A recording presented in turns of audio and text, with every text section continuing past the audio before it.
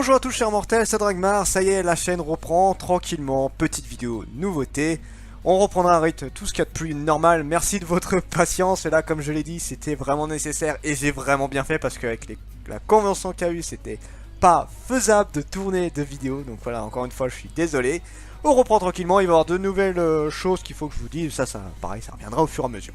Donc pour les nouveautés, nous avons quelques-unes, donc là c'est celle de mercredi, jeudi, voilà, il m'en manque quelques-unes parce que j'ai pas pu tout acheter à cause de la convention. Donc on commence avec Kasane, le dernier tome. J'ai pris l'édition limitée, hein, donc il y a un petit calepin avec, j'ai pas encore lu. J'ai lu la fin de Kasane. Je ne pouvais pas ne pas la lire, de toute façon, c'est le manga, je le suis depuis le début, je le trouve juste extraordinaire. Je ne vais pas vous dire la fin, je ne vais pas vous montrer d'image de la fin parce que ce serait horrible, il faut vraiment que vous voyez ce manga, je le trouve super. Bien évidemment, c'est un public, à chaque fois que je le dis, c'est un public très particulier, il ne touchera pas tout le monde. Kasane l'histoire, c'est une jeune fille qui est extrêmement laide, c'est le cas de le dire, très moche. Et sa mère est une énorme artiste du théâtre et à sa mort, elle va recevoir un rouge à lèvres qui permet d'échanger de visage pendant une journée et elle va un peu resuivre les traces de sa mère. Elle va découvrir le passé extrêmement sombre de sa mère. Voilà, il va y avoir plein de trucs. Le manga est juste génialissime et je peux pas vous en dire beaucoup plus. Le manga est fini.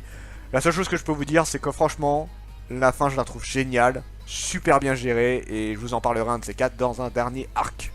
Ensuite, nous avons Jérexis, c'est pareil, dernier tome, donc je peux pas encore vous le présenter, j'ai pas encore lu, c'est du what the fuck un petit peu, c'est très particulier. L'histoire de base, c'est un boulanger qui est assez, pas méga reconnu, mais voilà, qui a sa petite notoriété pour ses pâtisseries qui sont de très bonne qualité. Et en fait, à chaque fois, quand il rentre chez lui, il voit dans un parc une jeune femme qui est là, qui ne bouge pas. Et en fait, il est en train de tomber amoureux d'elle. Donc il en parle vite fait à sa seconde, on va appeler ça comme ça. Et à un moment donné, il saute le pas, il essaye d'aller la voir. Sauf que, en fait, c'est pas une vraie femme, c'est un fantôme. Et il n'y a que lui qui la voit, en fait.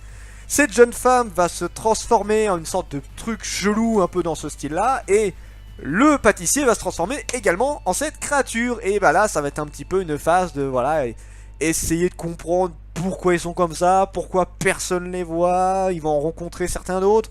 C'est très particulier, j'ai pas spécialement accroché, mais vu que la série est en 2 tomes, je me suis dit, bon, autant voir ce que le manga propose comme fin. Voilà, et je ne montrerai pas parce que, voilà, c'est le dernier tome. Ensuite, nous avons Todak, donc Tales of Demon and God, donc là, je pourrais montrer des extraits. Je suis méga fan de ce manga. Alors, ça me fait beaucoup penser à Naruto au niveau du style. Ça me fait beaucoup penser à d'autres mangas.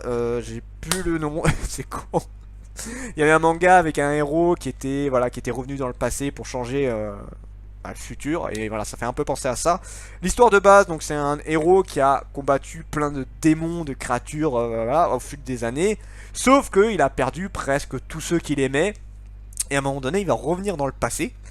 À l'époque où il était jeune, à l'époque où il était très nul, voilà, en fait, t'as différents classements selon ton pouvoir, et lui, il faisait partie des classements les plus moisis. Et en fait, avec l'adversité, avec le combat, avec le danger de mort, il est devenu extrêmement fort.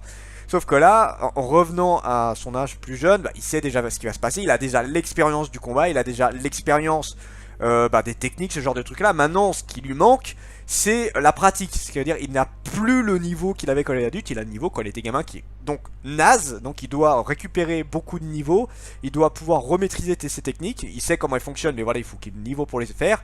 Il connaît ses futurs alliés, il connaît ses futurs ennemis, donc il va entraîner ses futurs alliés. Voilà, il y a plusieurs trucs, il va essayer de faire en sorte d'améliorer tout ça. Alors en général, ce genre de manga est sympathique, mais c'est pas exploité à fond, je trouve. Et là, Tales of Demon of God est très bien foutu.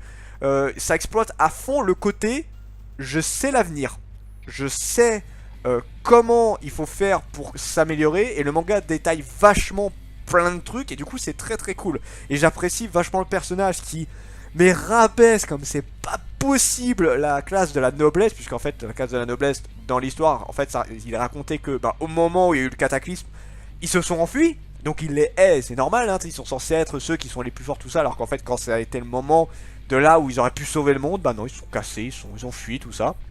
Donc il les hait, il les rabaisse à mort, et ça c'est très drôle à voir, parce que voilà, j'aime bien moi quand on rabaisse les gens qui ne méritent pas leur titre. Donc franchement Todak, voilà, c'est très sympa, c'est en couleur, c'est en sens français, ouais, européen, mais franchement, très sympa, je vous le conseille énormément, j'aime beaucoup ce manga. Ensuite, nous avons Génocidal Organe. Alors, je vous avoue que bon, c'est un manga en 3 tomes. Le premier tome était sympa, mais très rapide à lire. Il y avait presque rien à lire d'ailleurs. En fait, de ce que je me rappelle, hein, le manga m'a pas spécialement marqué. Génocidal Organe, c'est des militaires, donc d'une unité spéciale qui sont entraînés justement à tuer, pas avoir vraiment d'émotion, tout ça, qui s'occupent des missions vraiment ultra secrètes que même les gens de l'armée, à part les ultra haut placés, ne peuvent pas savoir. Et ils s'occupent de tout ça, et normalement ils sont pas censés voilà, avoir de problème à tuer les gens, sauf que là on a le cas de conscience de plusieurs militaires, le fait que ils pensent quand même à la mort, ils pensent quand même au futur, ils pensent quand même de qu'est-ce qu'il y a après la mort, de leur action, tout ça, ça parle un peu de tout ça et c'est très sympa, voilà, on a un peu le quotidien de l'armée, mais c'est avec un côté futuriste, hein, on est dans le futur, tout ça, donc c'est sympa. Est-ce que le manga va partir sur ça tout le temps? Je sais pas, ce serait intéressant, donc à voir, mais c'est sympa. Voilà, c'est très sympa. J'ai le couple un peu soufflé parce que j'ai fait un live juste avant et je vous avoue que je commence à être un petit peu mort à force. En tout cas, les dessins sont sont très propres. Sont très propres. Je me rappelais pas que les dessins étaient aussi propres. Alors, nous avons ensuite Innermost. Innermost, c'est un manga que je voulais depuis un petit moment. Je l'avais vu dans les nouveautés. Je me dis putain, j'ai grave envie de le lire. J'ai feuilleté et j'ai presque plus envie de le lire. Alors, je sais pas si c'est un manga français, mais je trouve les dessins très laid. Vraiment pas beau. Vraiment pas beau. Ça me fait penser à Devil Inside, ce genre de truc là. Ouais, si je dis pas de conneries, c'est ça. Le manga de Maître Gims, entre parenthèses. Voilà, je trouve les dessins pas beaux. Voilà, donc je pense que je vais avoir un peu de mal à le lire. Après, il faut voir l'histoire, hein, quand même, l'histoire. L'humanité les a baptisés Galag. C'est la première fois que j'ai le résumé, hein, donc là je découvre. Fin du XXe siècle, au cours d'une exploration, 2 astronautes se mettent à jour un immense cratère sur la face cachée de la Lune. Ils y découvrent les restes enfouis d'un être extraterrestre. Ce qu'ils ignorent, c'est que l'astre n'abrite pas qu'une seule créature, mais une colonie entière d'aliens qui attaquent la Terre 60 ans plus tard, exterminant la quasi-totalité de l'humanité. Ces mondes seront baptisés Galag. C'est bizarre, Galag, ça me fait penser à quelque chose. En 2075, après la Grande Guerre qui a vu triompher l'humanité, une seule ville concentre la défense anti-alien et le haut de la société Turel. Mais alors que le haut citoyen vive en sécurité derrière les murs d'enceinte de la cité, de nouveaux rapports font état de massacres dans les quartiers pauvres. Eric, une jeune étudiante promise à un brillant avenir, et Devil, un mystérieux chasseur de Galag, devront percer à jour les secrets de Turel sous peine de voir l'humanité restant détruire par une nouvelle ennemie d'origine inconnue. Voilà. Bon, je suis pas ultra emballé par le manga. Vous voyez, je trouve les visages et tout très particuliers. C'est peut-être que moi, je sais pas, mais j'ai un peu de mal à accrocher au dessin. Il y a des trucs qui sont jolis, d'autres que je trouve trop bizarres. Donc bon, on va voir. On verra. Ce sera la découverte. Eden Zero. 4ème tome déjà.